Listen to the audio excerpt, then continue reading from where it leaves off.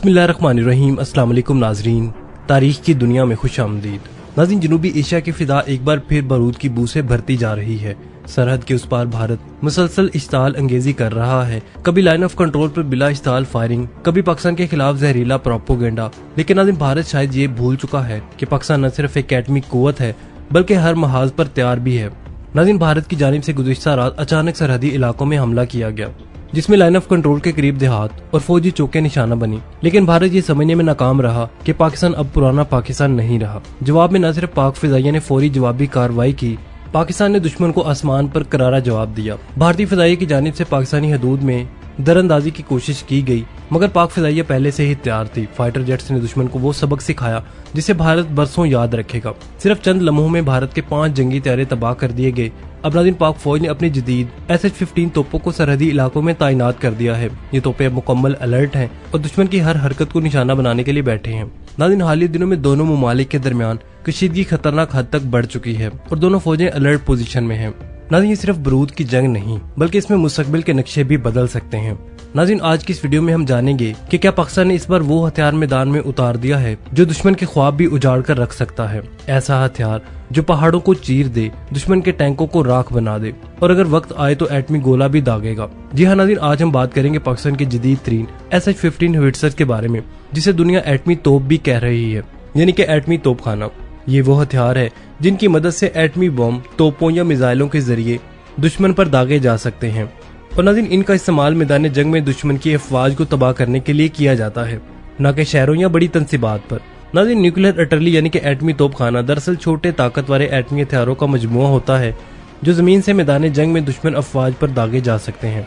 नाज़रीन, अब पाकिस्तान इस तोपखाने को सिर्फ जमीनी महाज पर नहीं बल्कि फिजाई हिकमत अमली का हिस्सा भी बना रहा है। नाज़रीन, ये हथियार उस वक्त बनाए गए जब बड़ी ताकतों को एहसास हुआ कि इन्हें एटमी हथियारों की भी जरूरत है जो जंग के मैदान में दुश्मन की फौजी पोजीशंस को बराह रास्त निशाना बना सकेंगे। इनका मकसद शहरों को तबाह करना या पूरी कौम को निशाना बनाना नहीं बल्कि दुश्मन की फौजी ताकत को बराह रास्त कमजोर करना होता है। नाज़रीन, 1950 की दहाई वो वक्त है जब दुनिया भर में एटमी हथियारों की दौड़ अरूज पर थी। अमेरिका और सोवियत यूनियन एक दूसरे पर सबकत ले जाने की कोशिश कर रहे थे और उस दौर में तरह तरह के तजर्बात किए जा रहे थे। उन्हीं में से एक तजर्बा था ये फिजाई तोपखाना, जो कि अमेरिका की तरफ से किया गया एक मुनफरिद एटमी तजर्बा था। नाज़रीन, इस तजर्बे की खास बात ये थी कि एटम बम को तोप यानी कि कैनन से फायर किया गया था और ये आज तक दुनिया में पहला और वाहिद मौका था कि जब कोई एटम बम गोले की शक्ल में तोप से फायर किया गया हो। नाज़रीन, 25 मई 1953 को अमेरिकी फौज ने नेवाडा टेस्ट साइट के इलाके में ऐसे 5 तजर्बे किए थे। इन्होंने खास किस्म के एटमी हथियार को तोप से दागा जिसे W9 वारहेड कहा जाता था। इस तजर्बे का कोड नेम ग्रेबल था। ये नाम G यानी कि गन के लिए चुना गया था क्योंकि नाज़रीन, ये बम तोप से चलाया गया था। और कुछ लोग ये भी कहते हैं कि ये नाम मशहूर अदाकारा मैटी ग्रेबल के नाम से मुतासिर होकर रखा गया था, जो जंगी दौर में अमेरिकी फौजियों की पसंदीदा पिनअप गर्ल थी। नाज़रीन, ग्रेबल बम एक मार्क 9 नामी एटमी गोला था जिसका साइज और वजन एक बड़ी गोला बारूद की शक्ल जैसा था। इसका डायामीटर 280 मिलीमीटर था, इसकी लंबाई 54 इंच थी और इसका वजन 364 किलोग्राम था। नाज़रीन, ये गोला M16 एटॉमिक कैनन से फायर किया गया था जो कि 2 हेकल तोप थी। इस तोप का वजन 77 टन से जायद था और ये 32 किलोमीटर दूर तक गोला फेंक सकती थी।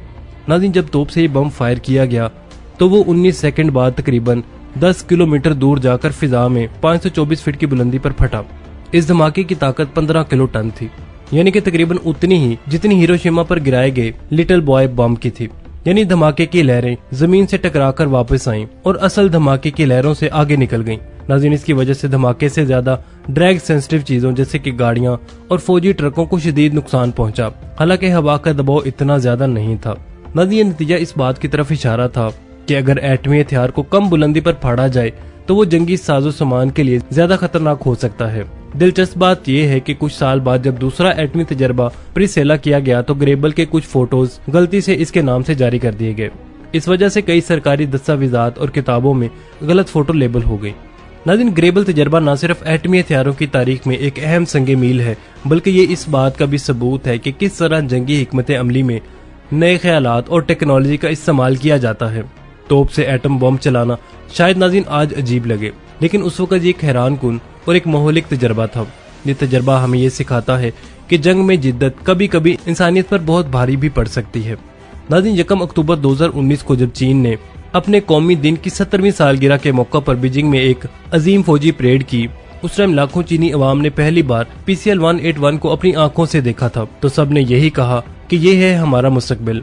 ये तोप इसलिए बनाई गई ताकि पुरानी और भारी तोपों को रिटायर किया जा सके, जैसे कि 152 मिलीमीटर PL-66 और 130 मिलीमीटर टाइप 591। नई PCL-181 ने चीन के तोपखाने की ताकत को कई गुना बढ़ा दिया। नाज़रीन, PCL-181 155 मिलीमीटर की तोप है जो कि जदीद सिस्टम से लैस है। इसकी बैरल 52 कैलिबर की है, यानी कि लंबी, जिससे गोला बहुत दूर तक जा सकता है। ये तोप आम गोला 40 किलोमीटर तक फेंक सकती है और स्पेशल गोला 72 किलोमीटर तक दुश्मन को मार सकता है।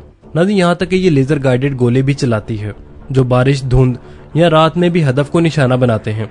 इस गाड़ी में खुद कार लोडिंग सिस्टम है, मतलब फौजी सिर्फ गोला रखेगा और मशीन खुद ही इसे तोप में डालेगी। अगर इसके निशाना लगाने की सलाहियत की बात की जाए तो बस इसको हदफ बताओ, तोप खुद निशाना लेगी। इसमें जदीद तरीन कंप्यूटर और फायर कंट्रोल सिस्टम नस्ब है। फौजी सिर्फ दुश्मन का मुकाम दर्ज करता है, कंप्यूटर खुद तोप का जाविया और गोले की ताकत तय करता है। नतीजा एक ही गोले में दुश्मन का मोर्चा खत्म। नाज़रीन, ये चलती फिरती तोप है, इसे जहां मर्जी ले जाओ। PCL-181 एक 6x6 ट्रक पर नस्ब है जो कि पहाड़, सहरा या नदी नाले जैसे मुश्किल इलाकों में भी जा सकती है।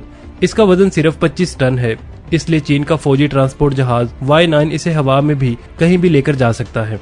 नाज़रीन, चीन ने ये तोप सिर्फ चीन के लिए नहीं बनाई। अगर कोई दूसरा मुल्क इसे खरीदना चाहे तो इसे SH-15 के नाम से बरामद किया जाता है। चीनी सरकारी मीडिया की रिपोर्ट्स के मुताबिक मुल्क के ज्यादातर थिएटर कमांड्स यानी कि फौजी इलाकों को 155 मिलीमीटर की व्हीकल माउंटेड PCL-181 से लैस कर दिया गया है। जून 2020 में ये खबर आई थी कि चीन ने ये तोपें तिब्बत के खुद मुख्तार इलाके में भारत के साथ कशीदगी के दौरान तैनात की थी।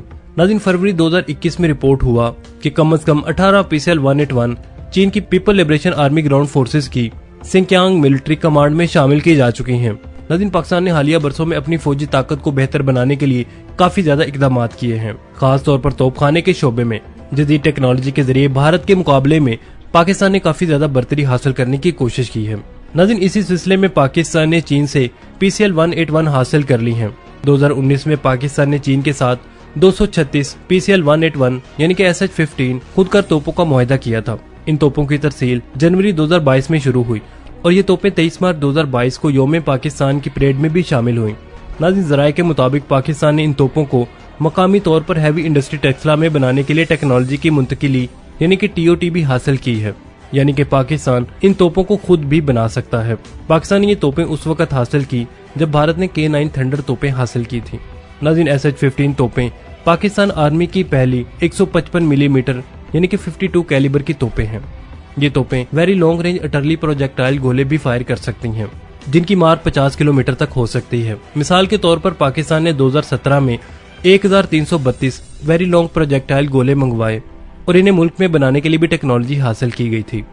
यानी पाकिस्तान न सिर्फ ये तोपें खुद बना सकता है बल्कि इनसे दागा जाने वाला गोला भी खुद बना सकता है।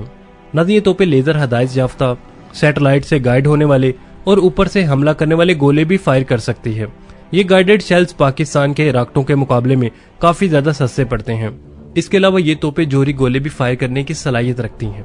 लेकिन नाज़रीन, क्या पाकिस्तान के पास ऐसे छोटे एटमी गोले हैं जो इन तोपों से फायर किए जा सकते हैं? नाज़रीन, ये चीज एक राज ही है। लेकिन नाज़रीन, ये बात कंफर्म जरूर है कि अगर पाकिस्तान ऐसे गोले बनाना चाहे भी तो पाकिस्तान के पास ये कैपेबिलिटी है। नाज़रीन, ये पहला मौका है कि जब पाकिस्तान ने SH-15 को बाकायदा जंगी पोजीशन पर आगे लेकर आया है। ये तैनाती वाज़े पैगाम है कि अगर दुश्मन ने आगे बढ़ने की कोशिश की तो आग और बरूद का ऐसा तूफान उनका मुंतज़िर होगा जिसका तस्वर भी मुमकिन नहीं है। नाज़रीन, उम्मीद है आपको हमारी आज की ये वीडियो पसंद आई होगी। अगर वीडियो पसंद आई तो इसे लाइक और शेयर करने के साथ साथ कमेंट सेक्शन में अपनी कीमती राय का इजहार करना मत भूलिएगा। मिलते हैं नेक्स्ट वीडियो के साथ, तब तक के लिए आमिर सुहेल को इजाजत दीजिए। अल्लाह निगहबान।